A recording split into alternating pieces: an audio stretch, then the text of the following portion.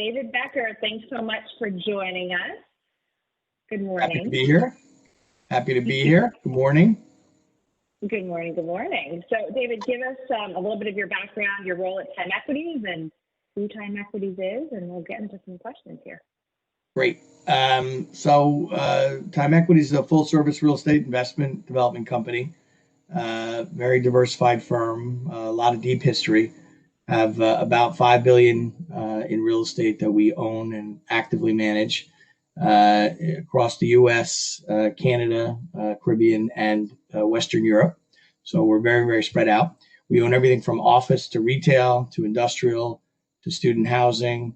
And so we sort of cover the gamut of all the different product types, the major sort of real estate food groups, and of course, residential. We're in about 35 various states. We've been around since the mid-1960s. I head up our capital markets or equity department. I'm on the executive advisory board, which is sort of the equivalent, I guess, of our investment committee. And I'm actively involved in raising capital for the firm and reviewing deals. Awesome. So you're the perfect person to talk to about the current state of the market, sort of the residual effects of 2020, and what your outlook is. So I'd love to hear your perspective on how different asset types have changed as a result of the pandemic. So industrial, retail, multifamily, and office, and what your perspective is on 2021 and any opportunities that you see that are coming out of it as well. So, it's been a crazy year. It's been a crazy year for everyone. I don't think it's been limited to real estate people. But of course, this event sort of did hit real estate very hard and quick. And it had different impact on different properties and different locations and different asset classes. So it was a bizarre sort of year.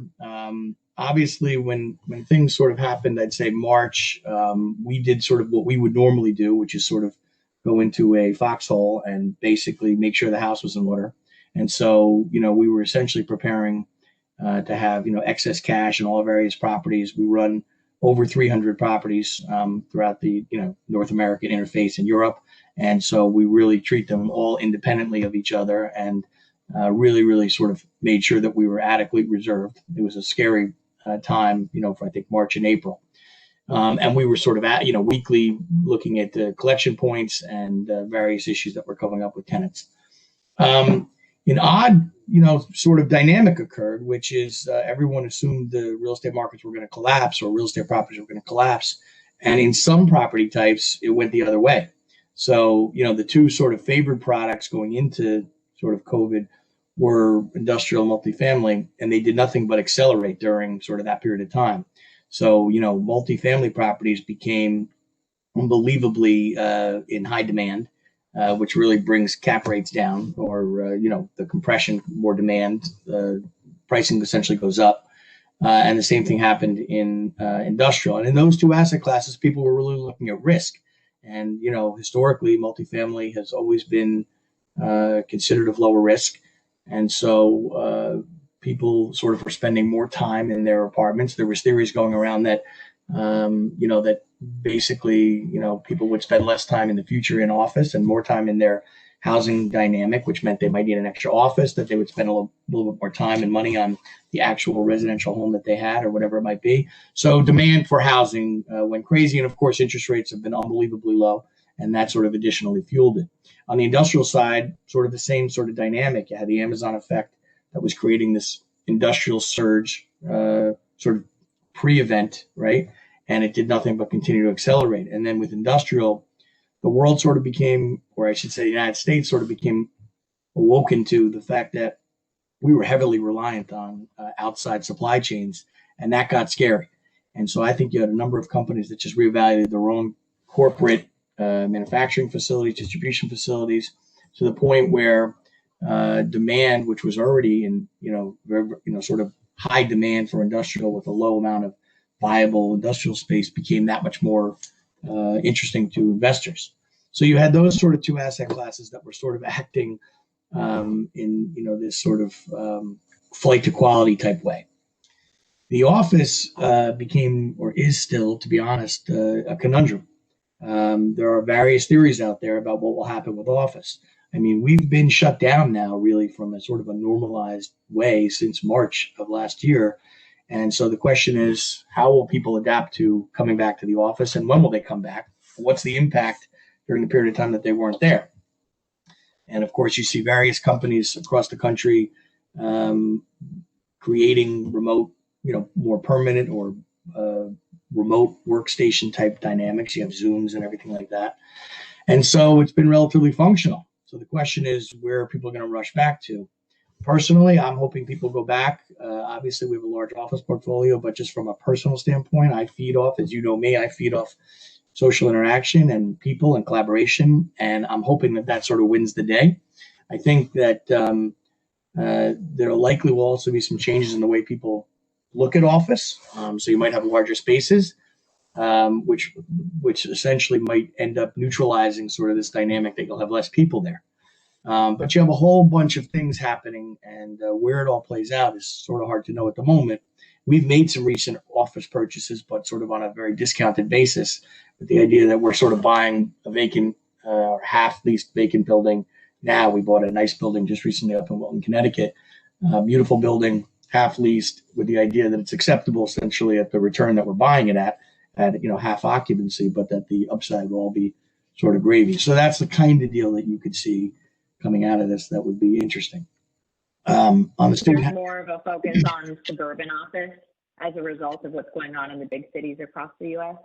Yeah, I mean, obviously New York is facing, in particular, because we're New York metro based, and I don't think it's specific to New York, where you have this sort of movement outside New York into the suburbs, which might increase the value of a lot of the suburban office. We happen to own a lot of suburban office portfolios. We're sort of bargain hunters, and it's very hard to buy bargain hunting type deals in major cities, particularly like New York. But you might see that sort of flow where people have regional satellite offices, and of course they don't want to be in their house. They know they can't be as productive with kids floating around and all the distractions that occur at home, so they want to go in, and so you could see this sort of movement to suburban, which would help a lot of these suburban office buildings sort of lease their vacant spaces. But it's a question of what people sort of need on a day-by-day basis. If you need the culture and the interaction of the businesses in New York or a place like that, you're only going to get it in New York. So the hope is that people come back, but it's still it's a question mark at this moment. And of course, the opportunities that happen where you have landlords that maybe are not as well capitalized, that have debt on properties, a whole series of things are happening that are circular. And so how that plays out in terms of tenants leaving, tenants not paying, will affect values in a sense, because and then also create opportunities. So for a company like Time Equities, I'm hopeful that we'll be able to seize some of the opportunities that really present themselves. And you look at other sort of asset classes, and you could go down the line. I mean, not to get too wordy on it, but student housing. Well, people are realizing that there's a value of an online approach. Now, it's not the same experience as being on campus, so I'm not suggesting that's going to go away. I have a high school student. He's certainly going to college and wants the experience, and is actually traveling abroad next week, which I'm a little nervous about. So the question is, what happens to a lot of these colleges? And from an insurance point of view, which colleges stay and which colleges go? Obviously, the major, strong financial institutional colleges are going to be fine, but the question is, what happens to that whole next tier of very, very tightly run financial college educational institutions that may not have the money. And so without the ongoing tuitions, it's a hard thing to manage. Plus, we've more or less told international students they can't come here, at least last year. Hopefully that comes back into a more normalized pattern. So you have a whole bunch of things happening. And so, down the line. And then the last sort of major asset class that, we obviously have a large investment in, that is retail. And of course, that was something that I think was in trouble or at least evolving sort of obviously pre-COVID based on the Amazon effect. But of course, if you tell businesses that they can't operate or operate on some limited capacity for an extended period of time, it's hard to expect them to be able to pay rent. And so how that even further sort of exacerbates the retail situation is sort of still up for grabs. So as a result of everything you just spoke to, what opportunities do you see in 2021? How do the debt markets sort of intertwine into everything, and what are you focused on? Well, we're sort of focused on everything that we've always been focused on. To us, it's all about price. A good entry point in a real estate deal, and our chairman would speak to this, or always does speak to this regularly, that price is really sort of the fundamental moment in a real estate deal. And so he always says, you can buy it at the wrong price and still come out okay. If you buy it at the wrong price, it's sort of like the future sort of already been written for you. And so we're looking at the same asset classes that we historically operate in. No, the question is, how are we pricing them? I don't think we're actively looking at retail right now. I think it's just got too much of a cloud over it. We are looking at office, I would say, in a more discounted way. We've been very active abroad in Europe. And oddly, Europe seems to be at least Western Europe seems to be a very good investment place right now. And I would say some of those European countries have done a better job, certainly a better job than the United States, in terms of recovering and allowing people to come back in a way that was safe. But it's still, I know, re-evolving there now as sort of a second or third wave comes. But I think that there are some very interesting opportunities there. And we've been very active in Holland and recently in the UK and in Scotland. And I'm hopeful that we'll be able to continue to do that. We have very good people over there. We have very good partners. And I think, we'll be able to continue to find deal flow there. One of the new things that's come up for Time Equities, which we historically never really did, was debt, which is buying distressed debt and or providing or buying B-note debt.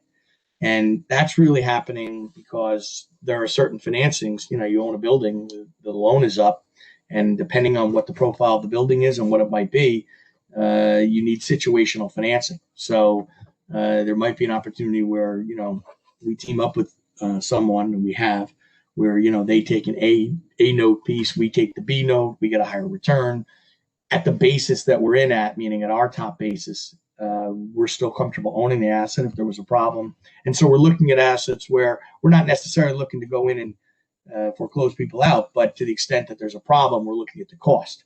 And so really it's just your cost entry. And so that's an interesting opportunity that I think will continue to grow at Time Equities. Historically, we'd never really been in the debt business.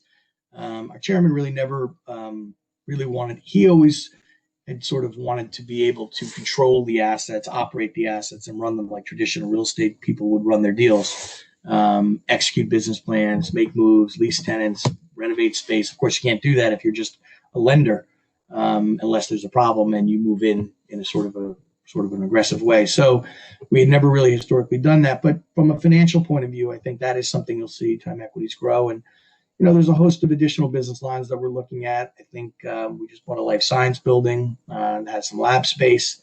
I think that's going to be sort of a growing sector. So in a normal Time Equities business frame, we're looking at opportunities on a one-off basis that come to us. And like every other deal that we would look at, we're looking at the story and the business line and what the future is, and a whole host of dynamics. And from a development perspective, Time Equities has had some significant condo developments and multifamily developments across the country. What are your thoughts on the current environment, condo versus multifamily, or any other asset type? Well, we did have a large project. We do have we have a couple large projects in play right now. We're building a large residential rental project, which is knock wood, but going off very, very strong at the moment, down in West Palm. Of course, it is West Palm. There's a huge demand moving south. There is this demographic shift happening, which some people are talking about, some aren't, but there's clearly a shift to away from some of the tax-heavy states into the more tax-friendly states, and sort of quality of life living states, let's say. So a place like Florida, I think, has benefited from sort of that move. So we're building a very successful project right now, and sort of a luxury rental project. We do have a large project in Chicago, a large high-rise, 75-story high-rise tower, and it was originally slated as a condo property. We're now, based on sort of moving into what happened with COVID and a lot of the rioting that occurred in some of the sort of the major cities in the U.S., we've now shifted and are looking at a business plan to do a luxury rental property high-rise. And because what's happened is the demand for luxury rental apartments, or even rental apartments in general, doesn't have to be luxury, has become so strong that whereas, you needed to sort of condo a building to reach a certain price point or profit point, you now can maybe do it with a rental. And of course, the financing for a rental is a lot easier. I don't think that we're looking to build anything, let's say, other than, or at least build new, anything other than multifamily at the moment. I think maybe we would consider an industrial build, but certainly wouldn't consider an office build or a retail build or anything outside sort of the main focus point right now for us. But I think development is a way that people are. The financing is very, very strong. There's a lot of debt available, and depending on where you are, there's a lot of different programs out there that you can achieve good financing. And but you gotta make sure you can get home. I think that's the big thing with financing. With financing and construction in total. Me personally, I'd rather buy distressed, discounted stuff, and try and buy something that someone else created a project and go in at some low basis and try and reinvent it in some way. That would be more my focus. That's what. But we are buying a lot of traditional housing right now, and if you can buy it, the spread really has to be significant to build something versus buying it. And right now, the spread is not really that big. If you build something, a lot of developers are building to a 6 or 7% return. In a lot of cases, lower than 6, meaning on total project costs. Your stabilized NOI or income on your total project cost, which is tight. You could buy somewhere between a 5 and a 6 in a multifamily project. So the question is, why would you take the risk to build it? That's a decision that a lot of developers are having to make right now. How are you thinking about the new administration's potential effect on the real estate industry as a whole? I know from a 1031 exchange perspective, there could be changes there. And how does that affect the overall business? Well, from a time equity standpoint, we have a lot of different buckets of capital. So it's material from a where do we shift sort of go forward standpoint. The 1030, the Senate obviously is now Democratic with a Democratic president, of course. So the question will be, there was talk and there is significant talk about whether or not 1031s, the tax exchanges, will go away. What it might do is fuel a whole bunch of business this year. It wouldn't shock me if people that were on the fence or weren't contemplating a sale, meaning if you are an owner of real estate and you really were never really thinking about selling, but decided that you're afraid of what's going to happen with your tax point of view and have options later on. So you might be selling now, and that might create a whole bunch of capital for us. Typically, we that's a large segment of our business where we bring in sort of larger investors or other owners or investors that sell their properties and then do tax exchanges with us. And really all it is equity to buy new properties. So, I'm concerned about it. We're watching it. There's not really much I can do about it. And just make sure that the other business lines for capital that we have are operating, in full go mode. But it's a concern, and of course, it's a concern more than tax exchange money. It's a concern in terms of, where you're doing business and certain taxes that are happening. I mean, just like insurance, which I know, you're an expert on, and it's obviously trending up and continue to trend up, and you've prepared us for that. Same thing has happened with real estate and operating expenses, real estate taxes and operating expenses. So they've all gone up. So the real question is, are the rents going up to match the offset? And that's really what it comes down to. Right. Yeah, I mean, from property taxes going up and the extreme volatility in the insurance market, there's a huge effect on NOI. And it'd be interesting to hear from your perspective, if you were to think about an individual deal and a 20%, let's say, increase on insurance costs or a 30% increase on insurance costs, how does each dollar of insurance cost affect the value of the property? And how does that make you think about the long-term viability of potential deals moving forward, knowing that you may not be able to get the rents that you need, for example, on a multifamily property? Yeah, I mean, it's negative. increased costs usually lead to lower value. So it's relatively simple from that point of view. Just to use sort of $100,000 example, if your insurance cost was $100,000 on a particular property per year, and it went to 130, and you had a 30% increase, and it was 30,000. If you were buying multifamily at a 5% return, it's $600,000 in value because it's an annual number. So you take 30,000 and you essentially cap it at a 5 cap if that's what you were buying the multifamily property at, and so it's meaningful. And just because insurance costs go up doesn't mean that your revenue is going up in an equal way, and a lot of times they're unrelated. So I think insurance is look, there are 3 primary things. There's operating expenses, there's insurance, and there's taxes if you operate a traditional property. And for someone like Time Equities, who really is in the buy, hold, and operate business, not necessarily the buy, reposition quickly, and sell business, which might be viewed a little bit differently. Annual operating costs, and insurance is a big component of that, is a meaningful number to be thinking about. And it's very different to have a number that when you're doing a projection, let's say over a 10-year period, where you have something go up 30,000 a year, just to use that same example, and it's every year, as opposed to a one-time expense and some sort of a capital one-time expense, which doesn't really correlate to value. It's a hard number. You fix a roof, you do this, whatever. And, obviously, part of what you do and all of your expertise is to sort of help us as developers and owners figure out where those increased, one-time costs make sense, assuming that one-time costs, kept your recurring number low. So we're heavily focused on recurring numbers. Not that we're not focused on capital upfront one-time numbers, but the recurring number has a direct correlation to value. And it's something that has to be thought of. And of course, not only value from the way we think about it, but value the way the lender or the bank thinks about it. And so it's a question of what they're lending you. So if you, on a multifamily property, and again, multifamily just seems to be the easiest, but I can talk about any of the particular assets. You typically can get, let's say, a 70% loan. Well, it's 70% of value.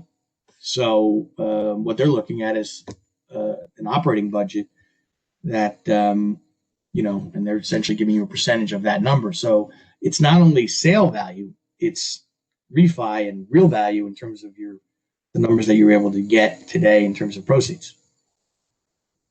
So insurance is a big factor. And of course, just to add one more thing, not that we don't have enough to worry about with, this sort of the virus, recession, whatever we're calling it, this period of time.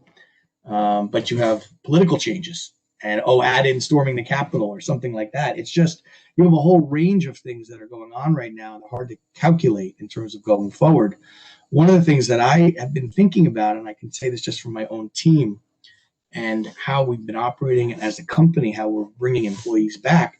But there are a number of employees, and I know that it's not specific to Time Equities, that are afraid to come back for health reasons. So now you have a situation where, is there insurance liability because you told someone to go to work? And so it's a bizarre circumstance. And then if you told them to go to work and you have to be at work, how did they get to work? And so you have some people that are afraid to go to work, whether they commute in mass transit or on the train, and whether their concerns are real or not, something to think about. And so I think companies have an additional layer to be thinking now about the safety of their employees in a different way that was never thought of before. And I don't know what that does to insurance. Certainly, if I was an insurance carrier, it would be something that you'd have to be thinking about. And it's the same thing as going back and remembering the terrible day on 9/11 with terrorism insurance and what the gut reaction was there. And of course, insurance costs went up. Yeah.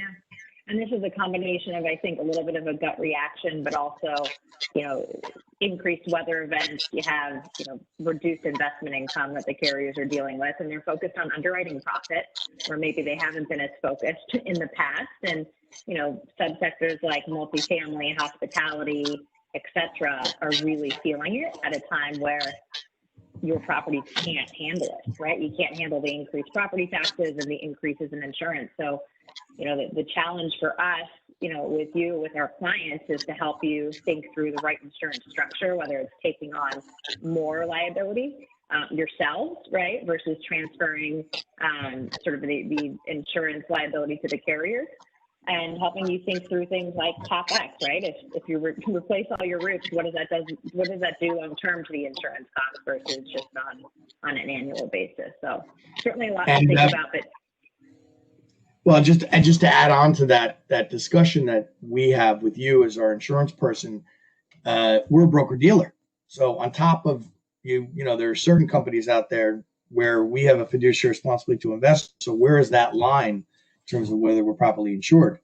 And it's tricky because on one hand, you're trying to produce the best result for them financially, and on the other hand, you're securing their investment. I don't know, and so there's this balance dynamic that is tricky, I think, for everyone to be thinking about. But it's just another complexity in the world we live in,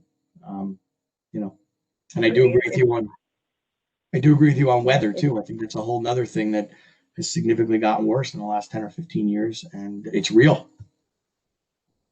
It is. There's a lot to balance here between the business perspective and the risk management perspective. But I think one of the things that we try to do is fully understand what's going on in your world by asset type and on the sort of financial side as well, and then align the risk management strategies along with that. And it certainly makes it fun in this environment to try to get to a better result. Imagine if we owned hotels.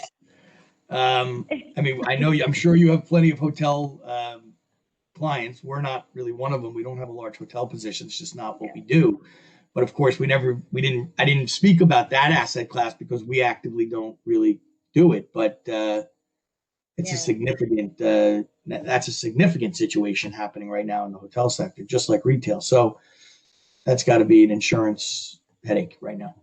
It is. Multifamily and hospitality are certainly the hardest hit, and I think we'll have a separate interview that's all hospitality because there's so much to unpack there. But you did an incredible job covering all the asset classes and development and the financial side, and we so appreciate your time and continued partnership, David. You too. We appreciate you as well and all that you do. Thank you. Thanks so much. I'll talk to you soon. Okay, great. Bye-bye.